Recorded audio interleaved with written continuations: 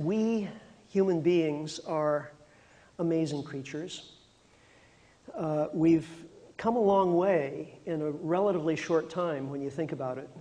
10,000 years ago, we all were living by hunting and gathering, and today here we sit in this wonderful theater using advanced technology to talk about very complicated things together. How did this happen? How did we manage to come so far so quickly? Well, the first thing to understand about this is the basic rules of the game, which is that energy determines biological success. All animals obtain their energy from secondhand sunlight, either from plants or from eating other animals, from food, in other words, and exert energy into the environment by way of muscle power to get what we want and what we need. But the crucial factor in all of this is net energy. In other words, it takes energy to get energy. It takes energy for the fox to chase down rabbits. But the fox has to get some kind of energy profit out of the deal, has to get more energy from eating rabbits than it takes to chase them down. Otherwise, no more fox pretty soon. And it's been the same for us. It's been estimated that as hunter-gatherers, we had about a 10-to-1 energy profit ratio.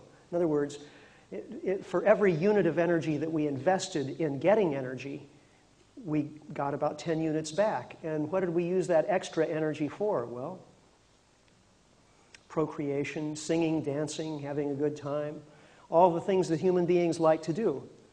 So we need an energy profit, and we've managed to get an increasingly large one. We've managed to find ways of harvesting ever more energy from our environments. One of the main tools that we've had at our disposal for doing that is language. Language is a powerful tool that's given us enormous leverage over other animals. How so? Well, language enables us to coordinate our efforts and to plan ahead in ways that we could never do otherwise. Other animals, in fact, all other organisms communicate through various ways, through chemicals and scent and gesture and color, endless ways. But human language has such incredible abstraction that we're able to use really just a few symbols. I mean, when you think of the alphabet, just a few verbal sounds and a few marks that are able to communicate an amazing array of meanings. And that has given us enormous social power. Also, of course, we have tool use to leverage our muscle power as we apply it into the environment.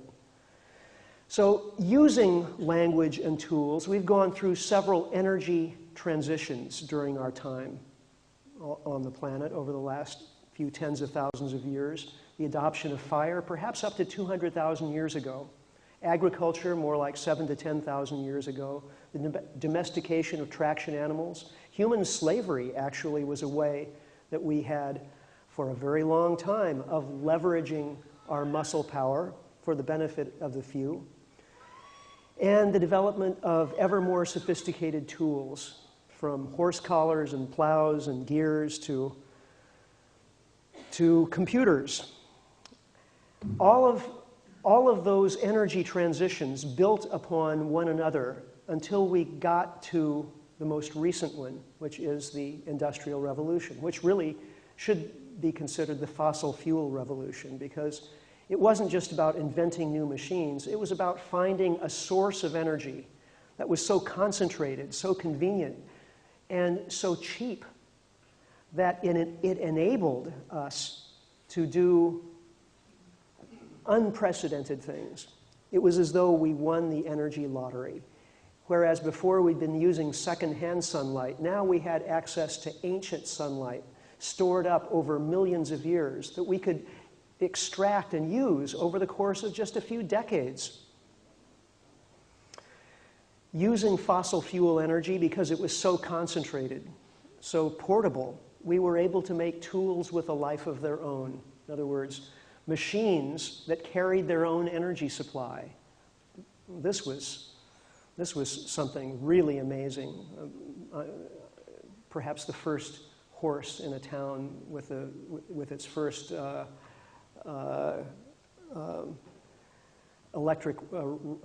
its first railroad or first automobile must have responded with surprise and fear. But the first people to view this was the very first steam engine, the rocket, Stephenson's rocket, back in 1820 or so. The first people to see this thing were equally fearful and amazed. This was magic indeed. And so we've looked at tools, powered machines, as if they were a kind of magic, able to deliver goods and solve problems in a way that is almost awe-inspiring. We've even created tools with a mind of their own, self-regulating machines and powered calculating machines. These things are always getting smaller and cheaper. They're more useful, but also more intrusive. They keep track of us. And of course, just as machines are doing work for us, increasingly we spend more and more of our time looking after our machines, in effect serving them.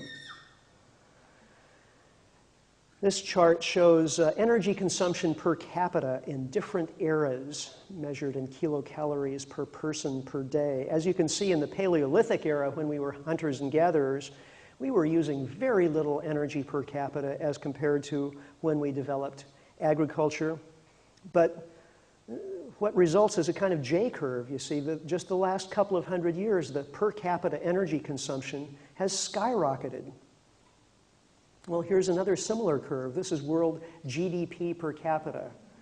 GDP, of course, is gross domestic product, the amount of money that changes hands in an economy.